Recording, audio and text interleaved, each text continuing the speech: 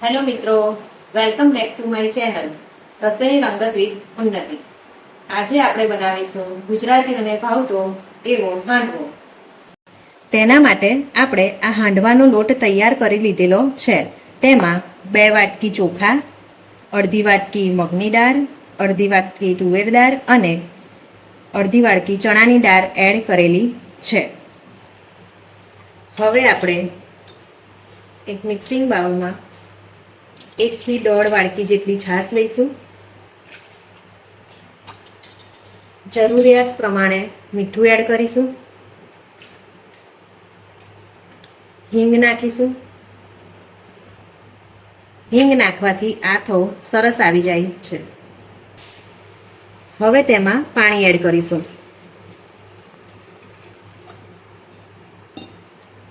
તેને મિક્સ કરી તેમાં આપણો 4 વાટકી જેટલો લોટ છે તેને એડ કરીશું.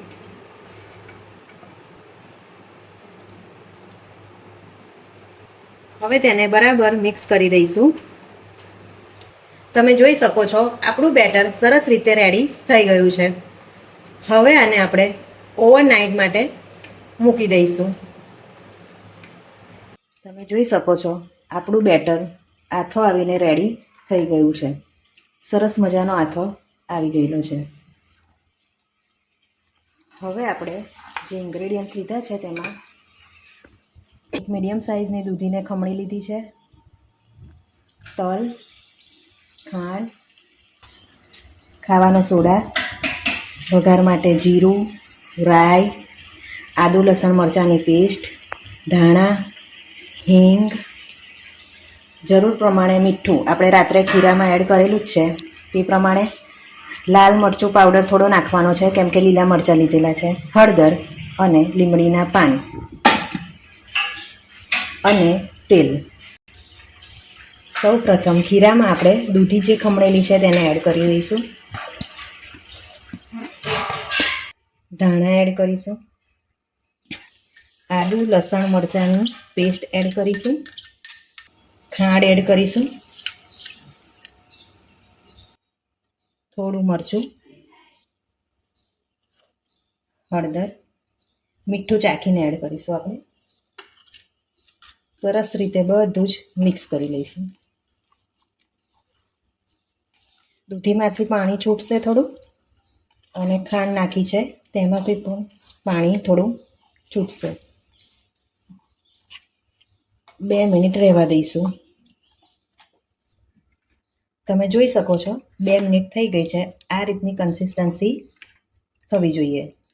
હવે આમાં આપણે ખારો એડ કરીશું.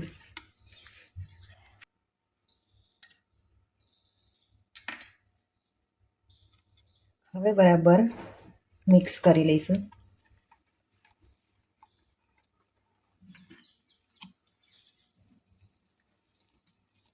જોઈ શકો છો બેટર આપણું સરસ મજાનું ફૂલીને ઉપર આવી ગયું છે. હવે એક નોનસ્ટિક પેન લઈ લઈશું. તેને ગરમ થવા દઈશું. તેમાં રાઈ અને જીરું એડ કરીશું. હું ખીરામાં વઘાર નથી કરતી, આ રીતે વઘાર કરું છું. આનાથી ટેસ્ટ ખૂબ જ સરસ આવે છે. ફૂટી ગઈ છે. હવે તેમાં તેલ એડ કરીશું.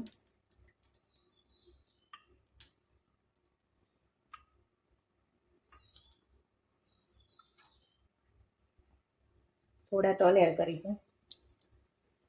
હિંગ, લીમડીના પાન,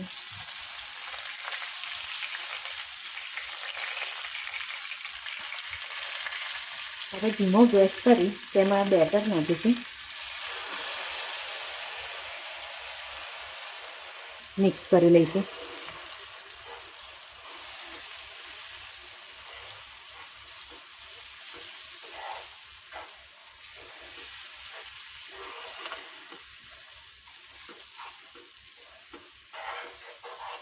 સરસ મિક્સ થઈ ગયું છે.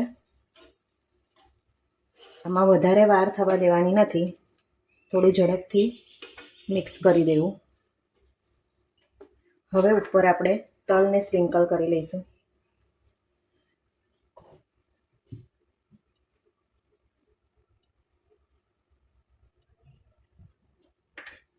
ઢક્કણ બંધ કરી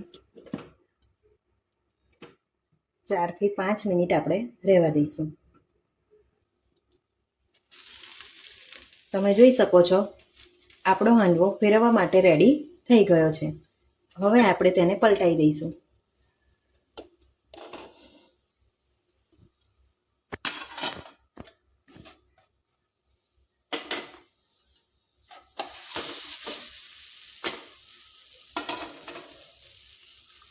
આમાં થોડું તેલ એડ કરી દઈશું. 5 મિનિટ માટે મૂકી દઈશું. 4 થી 5 મિનિટ થઈ ગઈ છે. હવે આપણે ચેક કરી લઈશું. ચપ્પુ લઈશું, તેને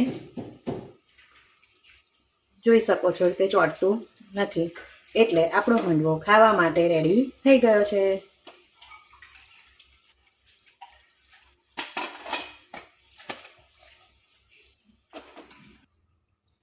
આપણે હાંડવાને એક પ્લેટમાં કાઢી લીધો છે. હવે તે ખાવા માટે રેડી થઈ ગયો છે. આવીને આવી નવી વાનગી જોવા માટે મારી ચેનલને લાઈક, શેર અને સબસ્ક્રાઇબ કરવા માટે વિનંતી. Thank you for watching.